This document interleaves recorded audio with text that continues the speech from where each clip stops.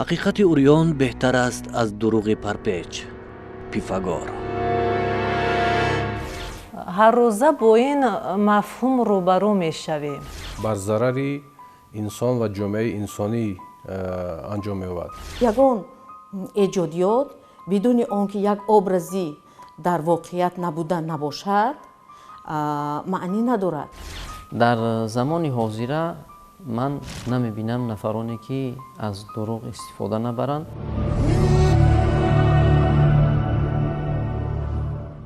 در زندگی بارها شاهد گردیده‌ایم که نزدیکانمان به ما دروغ گفته‌اند و ما نیز وابسته به حالت به ایشان دروغ گفته‌ایم. تا به امروز عالم معین نکرده است که در روی عالم آدمی باشد که در تمام عمر خویش دروغ نگفته باشد. زیرا دروغ یکی از صحیفه‌های ناگفتنی زندگی ما به حساب می‌رود. اگر آفرندگان دروغ را در فیلم‌های خویش تصویر نمایند و در کتاب‌های خویش بنویسند، ولی ما در زندگی هر ساعت هر لحظه دروغ می‌گوییم، بیهوده و بیهوده دروغ می‌گوییم.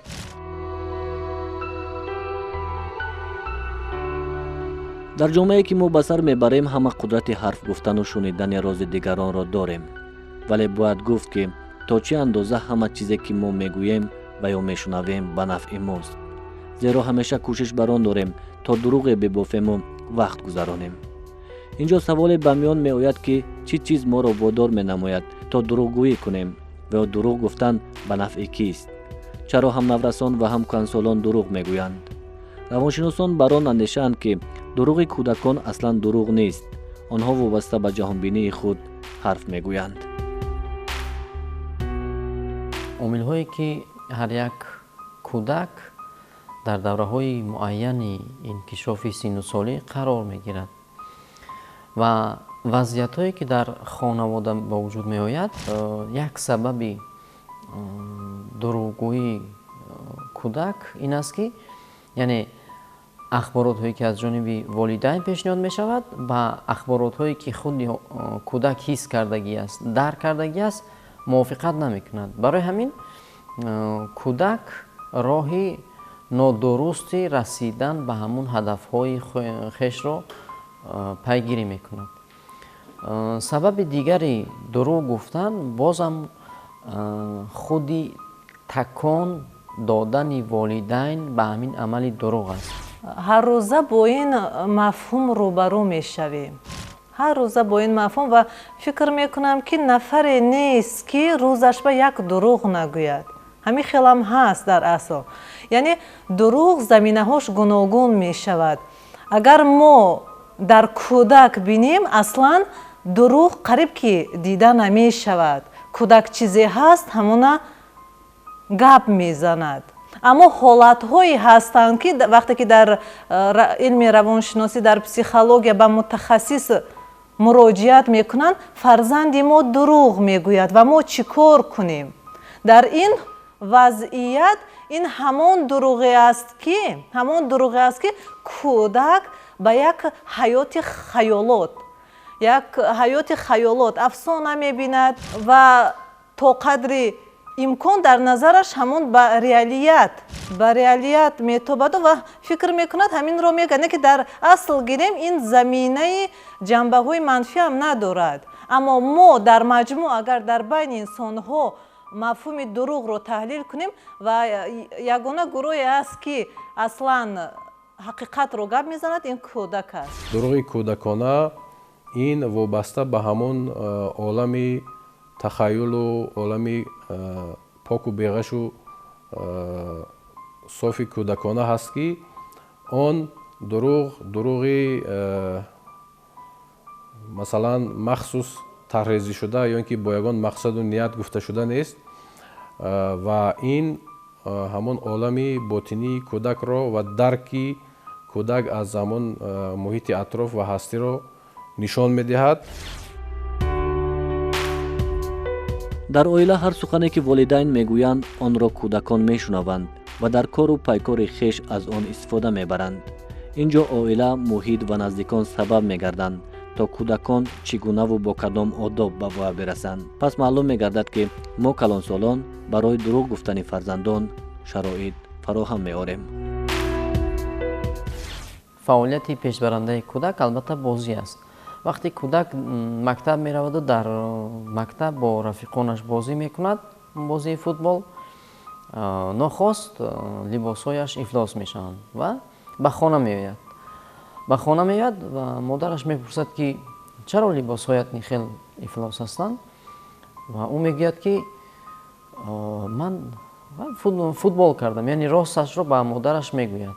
дар натиҷа барои ин сухани росташ модар ӯро сарзаниш мекунад, яъне маломат мекунад, ҳатто таъсири физикиам мерасонад, ягон шапот мезанад, ягон лагат мекӯбад. ин ҳолат рӯзи дигар боз такрор меёбад. шавқу ҳаваси кӯдак боз бар бозӣ зиёд аст ва ҳамин гуна корро дар мактаб ҳамроҳи рафиқон, ҳамсинфон иҷро мекунад.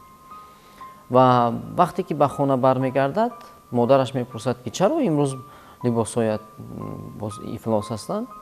дар натиҷа мегӯяд ки ман афтодам, дар роҳ омада истода будам ки афтодам. баъд модар ба кӯдак мегӯяд ки зиқ нашав, ҳеҷ гап нест, афтодӣ боз калон мешавӣ, либосҳоро мо тоза мекунем, мешӯем ва фақат зиқ нашав, чӣ гап нест. одам меғалтад, меафтад, баъд калон мешавад. бинед ки дар як вазъияте ки кӯдак, дар як ҳолате ки кӯдак иҷро кардааст, ду намуди амали ҷавобӣ аз ҷониби волидайн ба вуҷуд омад. яке таҳсин, дигаре сарзаниш. интихоби кӯдак чи аст? албатта таҳсин мешавад. дуруғи кӯдак аз калон ба куллӣ фарқ дорад. мо дар муҳити калонсолон аслан дурӯғ гуфтанро пеш аз ҳама агар мо бинем фарқ надорад. ӯ бозор бошад, ӯ кӯча бошад, ӯ дигар ҷойҳои ҷамъиятӣ бошад, як манфиатеро мебинем. савдогаре мебинед ки дурӯғ нагӯяд? қариб ки не, қариб ки не. ҳамин барои маҳсулоташ, барои манфиат, барои маҳсулоташ ба савдо рафтан бисёр гапҳои дурӯғ мезанад. ҳаррӯза ҳаёти худамонро гирем. агар инсонҳоро ба гурӯҳҳои гуногун мо ҷудо кунем, бори дигар қайд кунам, мо қариб ки инсоне вуҷуд надорад ки рӯзаш ба як дурӯғ нагӯяд. як сабаби дигари психологии дурӯғ гуфтани кӯдак ин ҳимоя кардан ё ки тарсидан аст. вақте кӯдак аз падар ва аз модар ки метарсад, ҳамон корро иҷро кардааст, ҳамон амалро иҷро кардааст. аз модар ва ё падар метарсад, мегӯяд ки ман накардам. мо медонем ки он дурӯғ гуфта истодааст, лекин боз сарзаниш мекунем ки гуноҳро ба сари ӯ мепартоем. яъне ин амали волидайн, ин амали калонсол низ боиси яъне зарбаҳои психологӣ, осебҳои психологӣ дар худи кӯдак мегарданд.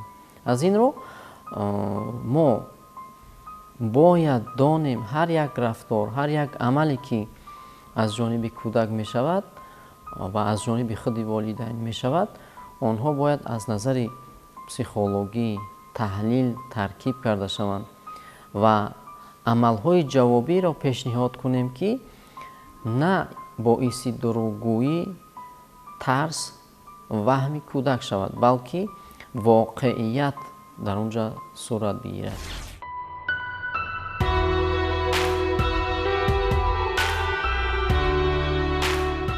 дар тӯли чанд даҳсолаи охир дар жанрҳои филмҳои ҳуҷҷатӣ дар робита ба тиҷораткунонии он шумораи тораф дурӯғи ошкоро, яъне маълумоти нодуруст ва санаҳои марҳилавӣ ворид шудаанд.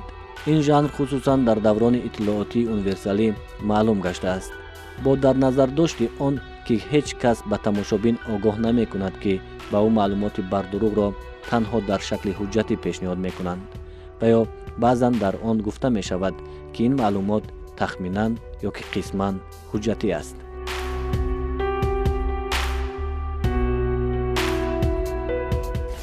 яъне дар заминаи дурӯғ мо бештар манфиатҳоро мебинем. манфиатҳои шахси алоҳида, манфиатҳои гурӯҳи алоҳида. баъзе вақт худи ҳамин дурӯғро ба хусусиятҳои психологӣ баъзе миллатҳоям шабоҳат медиҳанд. یعنی ملت‌هایی هست که بعضی ما اینا در افسانه‌ها در دیگر فیلم‌ها هم دیده می‌توانیم که بعضی مدنیتی بعضی پسیخولوژی خصوصیت‌های پسیخولوژی بعضی ملت‌ها را می‌بینیم که در اون دروغ زیادتر است. دیگر مسئله است که وقتی که دروغ به عادت تبدیل می‌یابد این بسیار خطر است. این بسیار خطر است و در من حالتی است این مثال بم بسیار است مثالایی که آوردن ممکن باشد. یک مرتبه دروغ گفتید، دو مرتبه دروغ گفتید، علاقه شما از باوری مردم میبروید. دروغه که بیشتر باعثی نکوهش یا اینکه طعنه و ملامت هست و آن را همگان پسند نمیکنند، قبول ندارند. گفتن دروغ یا اینکه تحریف کردن واقعیت، حقیقتی که در گذشته بود و در امروز عین حال هست. اینها بچون و چرا دروغی هستند که بر ضرر جمعیت با مقصد پنهان کردن حقیقت و واقعیت گفته می شود. ولی آن دروغ هایی که برای صلاح کار هست یا اینکه من این مثال از افسانه و فانتاستیکا گفتیم، یا اینکه وعده دادن با مقصد آن که مثلا حتی اون شخصی هم صحبت همون وعده داده خودش را اجرا کرده میتواند یا نمیتواند، ولی برای آینده که نگرانیده شده است، این دروغ ها میتوانند برای صلاح کار و بهبودی کار باشند و در بعضی حالت ها باعث دستگیری هم هست. امروز که زندگی در تمام جهان نه تنها در تاجیکستان بلکه در تمام جهان زندگی دشوار شده است. همدیگر را نمیفهمند، عالم باطنی آدمان را درست درک نمیکنند. این رفتارها باعث آن میشوند که آدم به واسطه دروغ زندگی خود را یعنی پیش برد. یک تحقیقات خرد پسیخولوژی که برای حمایه کردن خود آدم استفاده میبرد، یک تست مخصوص پسیخولوژی البته گذرانده شدگی است. در مردم روس به حساب میانه آنها 50% خود را حمایه میکنند، اما حمایه کنی در محیط تاجیکستان خودمان باشد، یعنی مکانیزم محافظتی در تاجیکستان با 80% برابر است. یعنی اگر این را با یعنی دروغ گفتن مقایسه نماییم، مردم روس نسبتاً راست میگوید نسبت به مردم خودمان. مردم خودمان از دروغ زیادتر استفاده میبرد. این البته یک تحقیقات خرد پسیخولوژی است. این در کتاب ها هم جا کردن لازم نیست، چون که در کتاب ها وقتی که یک تحقیقات جا میکنید حتما اونجا گروه تحقیقاتشون بنیاد زیاد باید باشد و تست ها متدیک هایی که استفاده میبریم از نظر طلبات های یعنی علمی جوابگو باشند. این سخن هایی که من گفتم البته یک تحقیقات خورده که در بین دانشجویان گذرانده شد هم را در نظر دارم و ببینید که چقدر که آدم خود را محافظت میکند، چقدر که آدم خود را از تاثیرات های اطراف محافظت میکند، همان قدر او قدم میماند به دروغ، قدم میماند برای نشان ندادن واقعیت خود. در حکمت مردمی یک حقیقت نیز موجود است که دروغ مصلحت آمیز به از راستی فتنه انگیز. یعنی نسبت به این پدیده هم، نسبت به این حادثه هم باید که مناسبتی فیلسوفانه داشت، از خاطری که جنبه هایی هستند در این مسئله که درستی دروغ به موردی آن رو نیز اثبات میکنند. اما به طور عموم بگیم البته از اخلاق حمیده حساب نمی شود. به هست که در زندگی راستکار باشی، کوشش کنی که ظاهر و باطنت، سخنت و عملت ҳамгун бошад. муҳтавои дурӯғ метавонад эҳсосоти амал муваффақ ва ёки номуваффақона бошад. олимон бар он назар ҳастанд ки чанд намуди дурӯғ дар ҷомеаи имрӯза паҳн шудааст.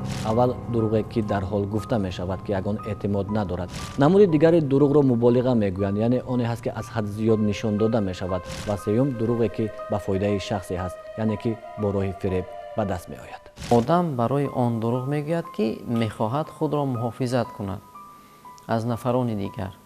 ба хотири чӣ? ба хотири он ки аз онҳо метарсад, ба хотири оне ки аз ҳақиқати дар ҷомеа ошкор шуда, яъне ҳарос дорад, метарсад. ва бинед ки решаи асосии манфиат, барои манфиат дурӯғ гуфтан ва тарс, ин решаи ягона ҳимоя кардани худ аз дигарон мебошад. аммо масъалаи дигаре дар ин ҷо мушоҳида мешавад ки аксарияти мардум, махсусан калонсолон, дар зиндагиро дуруст дарк намекунанд ва чунин баҳогузорӣ мекунанд ки гӯё зиндагии худ дурӯғ будааст, зиндагии худ як хато будааст, зиндагии худ, яъне ноумед аз зиндагӣ ҳастанд. ва ҳамин ноумед аз зиндагӣ боиси аз қонеъ нашудани талаботҳои худи одам мешавад. вақте ки одам талаботҳои воқеии худро дарк намекунад ва қонеъ намегардонад, дар натиҷа он ба ҳолатҳои стрессӣ, ба ҳолатҳои изтиробӣ, ба ҳолатҳои тарс ва зиёдтараш ба ҳолатҳои депрессия мерасад, яъне вазнинтараш ба ҳолати депрессия мерасад. инсонҳо гуногун мешавад, яъне муносибатҳои фардӣ кардан дар кор. агар он аз ҳад зиёд ҳассос бошад, як сухани ноҷои ona чӣ қадар вазнин пушти сар мекунад, ба дил наздик мегирад. барои мо ҳаракат мекунем ҳар як ҳолате, ин шояд дурӯғ ҳам бошад, фикр мекунам ба манфиат аст. вақте ки мо мебинем рӯҳан зоҳиран тағйир ёфтааст, мо ҳаракат мекунем ки ягон ҷанбаҳои мусбиша гап занем. инсон надорад, агар гарчанде он зоҳиран баъзе хусусиятҳои баъзе тағйиротҳо ҳам шуда бошад, аммо будагист ягон тағйиротҳои мусбиш ки мумкин аст ҳамонро гуфтан. ҳеҷ мумкин нест ки ҷанбаи манфиро гуфтан. болои мумкин ҳама мушкилоте ки ӯ дорад, як сухани шумо боз як мушкилоти дигар болои сари ин мешавад.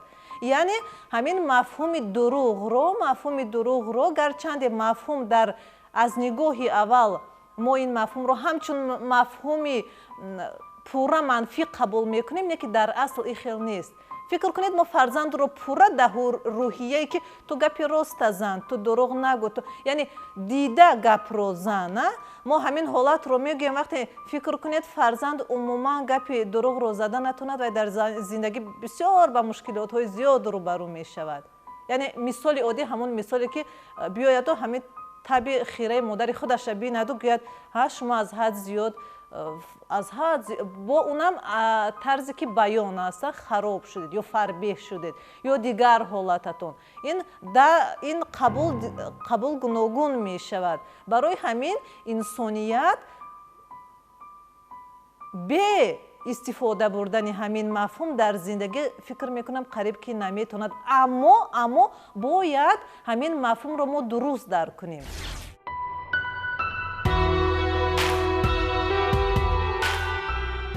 дар фаъолияти хеш равоншиноси франсуз де пауло исбот кард ки дурӯғ як падидаи хеле паҳншуда дар тамоми ҳаёт мебошад ки вазъиятҳо ва тактикаи фикрро дар бар мегирад.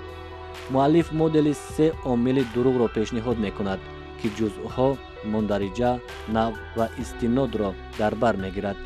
ин чаҳорчӯба аз чаҳорчӯбаи дигар фарқ мекунад. масалан, дурӯғ дар ҳама ҳолат дурӯғ аст ва дурӯғгӯ дар ҳама ҳолат шармсор. ҳатто дар ҳолате ки дурӯғи ӯ исбот намешавад, ӯ аз худ шарм мекунад. мушкилӣ дар он аст ки дурӯғгӯӣ одат мешавад.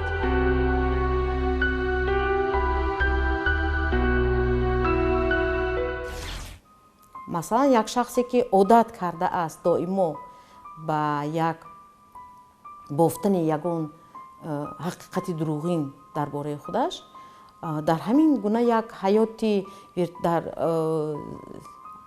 муҳити виртуалӣ зиндагӣ мекунад ки на танҳо худашро дар он қарор медиҳад, балки атрофро ва ҳамун муҳит ҷалб мекунад ва як зиндагии моҷароҷӯёнаро дар худ ва атрофиёнаш созгор медиҳад. олими америкоӣ Эверетт Шостер дар асри 20 як китобе навиштагӣ аст ба номи ҳамин китоб «Человек манипулятор», яъне одами, агар ба тоҷикӣ ина тарҷума кунем, одамони маккор, одам маккор ёки маккорӣ, яъне агар манипулятсия бо предметҳо бошад, ин донистагирии предметҳо, манипулятсия бо одам бошад, яъне маккории одамони дигар. Яъне имрӯза одамон ба маккорӣ машғул ҳастанд, яъне нафари дигарро маккорӣ мекунад, яъне фиреб медиҳад, бо ҳамин нуқтаи нозук онҳоро ба манфиати худ истифода мебарад. дар натиҷа худи ҳамун олим Эверетт Шостер мегӯяд ки дар ҷомеаи имрӯза ду намуди одамон ба вуҷуд меоянд. яке одамони фиребгар ёки маккор, дигаре одамони фаъол. одамони фаъол аз нафарони дигар истифода намебаранд. одамоне ки бисёр дар ҷомеа фаъолона кор мекунанд, фаъолона ҳаёт ба сар мебаранд, онҳо ба фиреби нафарони дигар камтар машғуланд, лекин нафароне ки аз маккорӣ истифода мебаранд, онҳо ҷиҳатҳои нозуки коргар ё шахсиятҳои дигарро ёфта, онҳоро ба манфиати худ истифода мебаранд. шояд ӯ дурӯғ ба манфиатам набошад, аммо бинед вақт танг аст, вақт танг аст. ҳозир мумкин бисёриҳо ба ин фикр розиам нашавад ки ҳаст нафарое ки пурра рост мегӯянд. вақт танг аст. шумо бо одаме рӯбарӯ шудед ки сергап аст. шумо медонед ҳамин рафиқи шумо сергап аст, аммо вақти шумо танг аст. шумо вақти тангӣ будани шуморо шояд вазъиятро фаҳмонед ӯ қабул надошта бошад, ё барои вазъията фаҳмодан вақт мерад ва шумо дар ҳол ягон сухане мегӯед ки ҳамон вақти худро нигоҳ доред. ин аллакай дурӯғ аст. ин аллакай дурӯғ асту ин заминаи гӯям ҷанбаҳои манфиам надорад. барои ҳолатҳое ҳаст ки баъзе вақтҳое мешавад ки баъзе ҳолатҳое мешавад ки мо дурӯғ бояд гап занем. фарзанд бемор аст, як одами наздик бемор асту ва табиб мегӯяд ки аллакай барои зиндагиаш ҳамиқа умр мондааст. бинед дар ин ҳолат чӣ хел мо ҳамин гапа ба ҳамон бемор гап зада метавонем, вақте ки ӯ нафари наздик бошад. бо вуҷуди ин мо ҳаракат мекунем чанд вақте ки умри вай монда бошад, рӯҳаш болида бошад, як ҳолати рӯҳӣ хуб дошта бошад ва ҳеҷ гап не писарам нағз мешавӣ, ҳеҷ гап надорад, ина акун ҳамин доруворо хӯрда мо нағз, духтурат гуфт ки нағз мешавед.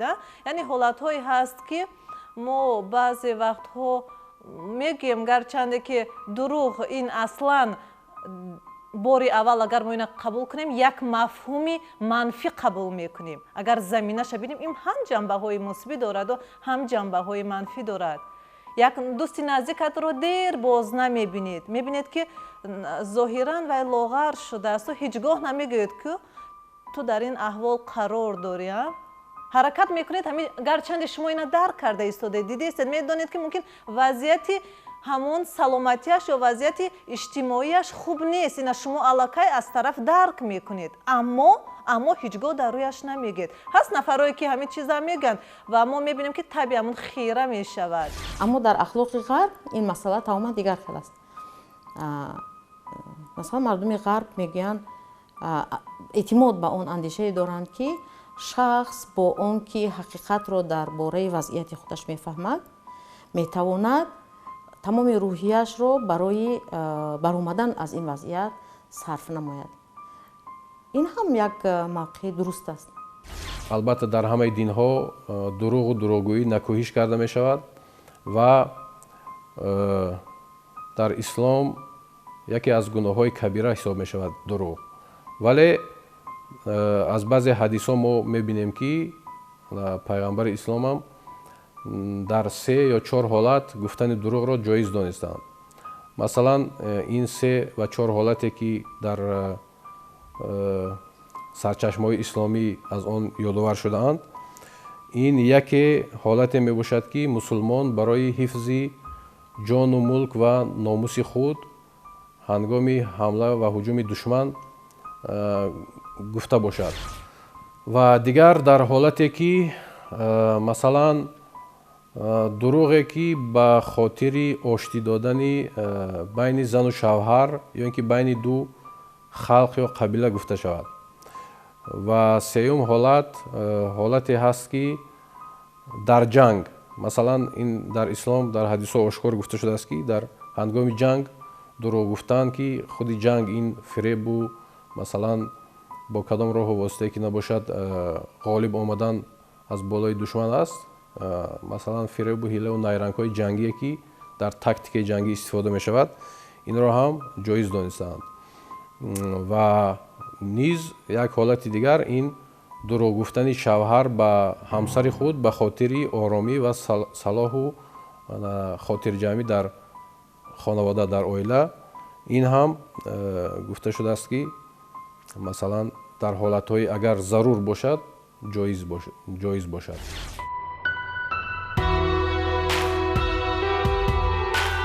баъзан дурӯғи нодаркор ва нигоҳ доштани афкор номида мешавад ки интиқолдиҳанда метавонад онро ҳақиқат шуморад, аммо номувофиқӣ ба ҳақиқати он исбот, тасдиқ ва маълум аст, аммо дар ин ҳолат истилоҳи фиреб бештар истифода мешавад. Пол Экман, равоншиноси амрикоӣ, дурӯғро ҳамчун қарори қасдан дар гумроҳ кардани шахсе ки маълумот ба вай расонида шудааст бидуни огоҳӣ аз нияти худ муайян мекунад. дар аксари ҳолатҳо ӯ мегӯяд ки дурӯғгӯӣ характери психологӣ дорад. умуман фиреби патологӣ ҳамчун қаллобӣ сохтори хеле мураккаб дар тӯли вақт фаҳмида мешавад ки аз беақлӣ, девонагӣ ва эпилепсия ба вуҷуд намеояд. зарурати ҷалб кардани диққат ва илҳом бахшидан ба дигарон барои шахсияти шахс бо хаёлоти аз ҳад зиёд ва ҳаяҷон бой ва беқувват ва камбудиҳои бадахлона ҳамроҳ карда мешавад.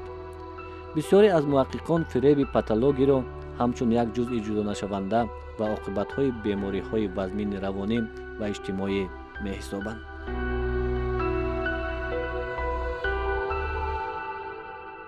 дурӯғро метавон аз ҷанбаҳои гуногун баррасӣ намуд.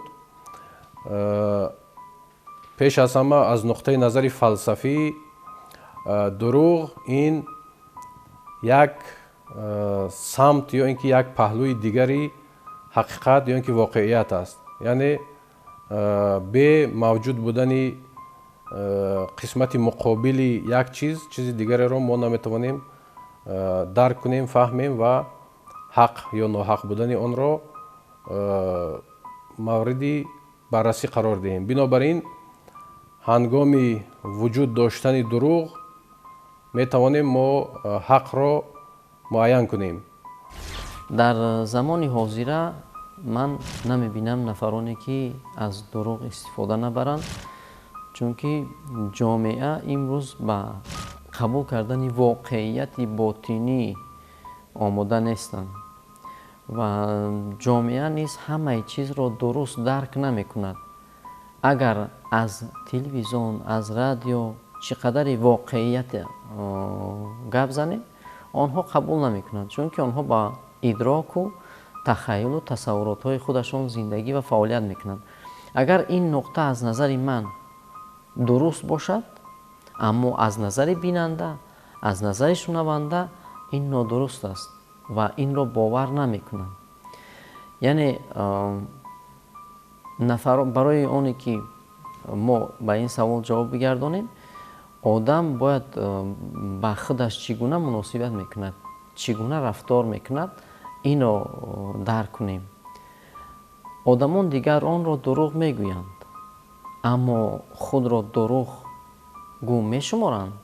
Не, албатта. дар натиҷа дарки фаҳмиши мардум гуногун мешавад. масалан як суханро ман мегӯям, аммо ҳамин сухани гуфтагии ман тамоман маънои дигар дораду дар тафаккури мардум тамоман даркҳои гуногун ба вуҷуд меояд. ин нуқтаи назар танҳо аз назари ман воқеият аст, лекин аз назари мардуми дигар воқеият нест. барои ҳамин одамон якдигарро бовар намекунанд. шояд наздикони шумо чашм пӯшанду чӣ хел ҳаст шуморо ҳамин хел қабул кунанд, падар, модар ва дигар аъзоёни оила, аммо дар ҷомеа мавқеи шумо ҳамчун як нафари дурӯғгӯ, яъне мавқеатонро дар ҷомеа гум мекунед. ин ҳамон масъалае ҳаст ки на ҳамеша на ҳама мушкилоти худро бо дурӯғ ҳал кунед. ҳолатҳои зарурӣ ҳаст ки мо баъзе вақт ина истифода бурда метавонем, аммо ин бояд ҳамин хел бошад ки ба иззати нафси дигар нафар нарасад. пурра манфиати худа дар пеш мондан дар кор нест. ҳолатҳое ҳаст ки як дурӯғ ба овоза табдил меёбад ва таъсираш ба тамоми ҷомеа аст, ба тамоми сохтори ҷомеа расида метавонад. яъне ҳамин масъала ба бояд ҷиддитар муносибат кард. ҳамин масъала ба бояд ҷиддитар, ҷанбаҳои манфиш зиёдтар аст, агар боз ҳамин заминаи асосиш ин манфиат бошад. ва мо мебинем дар ҳаёт, дар мушоҳидаҳо ки ҷанбаҳои манфиатовараш барои нафарои муайян, барои гурӯҳҳои муайян зиёдтар дида мешавад. ин бар зарари муҳити иҳота кардааст. худи одами макор худ дарк намекунад ки худаш ба макорӣ машғул аст. инро худаш дарк намекунад. чунин тасаввур мекунад ки фаъолияти имрӯза бояд ҳамин гуна бошад, рафтори имрӯза бояд ҳамин гуна бошад, дар ҳамин ҷомеа бояд ҳамин гуна рафтор кунем. лекин ин хато аст. хато аст. дар ҷомеаи имрӯза бояд барои мубориза бурдан ба мушкилоти имрӯзаи ҷомеа ва шахсӣ якумин масъала ин фаъол будан аст. фаъол боз фаъол. аммо шароитҳо, масалан омилҳое ба фаъолӣ мо таъсир мерасонанд.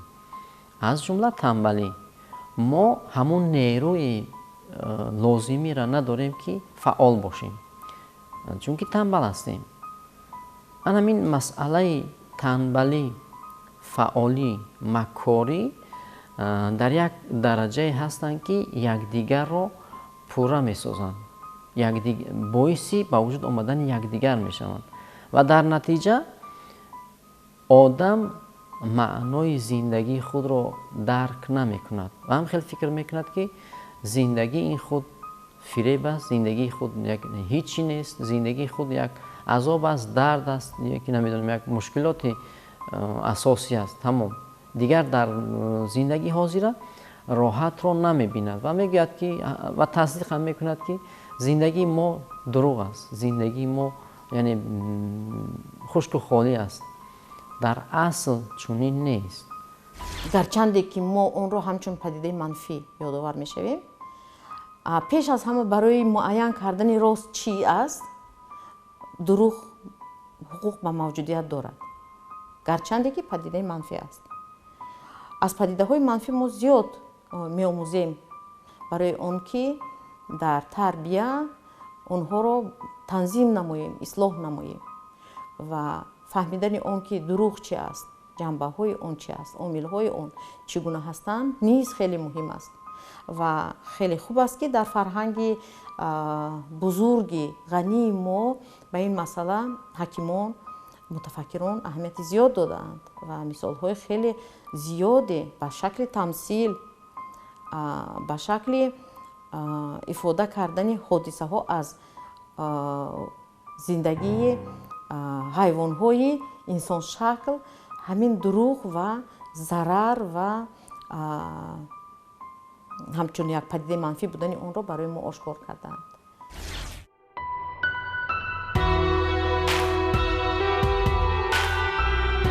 ҳамзамон дар зиндагӣ мушоҳида мешавад ки гоҳ-гоҳ одамон аз тарс дурӯғ мегӯянд. ба ин гуна ашхос аз кӯдакон то ба одамони баркамол ки эҳтиёҷи ҳоҷат доранд мисол шуда метавонанд. мувофиқи гуфтаи директори институти таҳқиқоти кӯдакон дар донишкадаи Торонто доктор Кан Ли, дурӯғ ба се категория тақсим мешавад. аввал дурӯғе ки ба одамони дигар кӯмак карда метавонад. дуюм дурӯғе ки барои аз ҷазо муҳофизат кардан таҳия шудааст. дар категорияи сеюм худфиребӣ яъне дурӯғҳои беасос ва дурӯғи сафед ҷо дода шудааст. дурӯғ гоҳо ба манфиат ҳам ҳаст. одамон худро аз варта халос мекунанд. дурӯғ сабаби аз марг наҷот ёфтани одамон низ гардидааст ва ҳатто ҳамин гунае шудааст ки як дурӯғи маслиҳатомез сар задани ҷангро миёни ду кишвар барҳам задааст. дар замони иттилоот инсон бе дурӯғ ба сар бурда наметавонад, зеро саҳифаҳои бешумори сомонаҳо ҳар соат ҳазорон дурӯғу муболиғаро пешниҳод мекунанд ва мо онҳоро мутолиа менамоем. маҳз иттилооти бештар сабаб мегардад то дӯст ба дӯсту фарзанд ба волидайн ва ё сардор ба корбари хеш дурӯғ мегӯяд. олимон бар он назар ҳастанд ки дурӯғ аз маълумоти бардурӯғ гирифта шуда дар он далел ва иттилоот ҷой дорад. дар ҷомеаи мо дурӯғро ба ҳар навъе истифода мекунанд. нокофия будани иттилоот метавонад дурӯғро миёни гӯяндаи ӯ ва шунаванда рӯшан созад. вале дар ин ҷомеа дурӯғгӯ ва дурӯғ ҷои хуб надорад. ба ин хотир аз гуфтани дурӯғ худдорӣ кунед.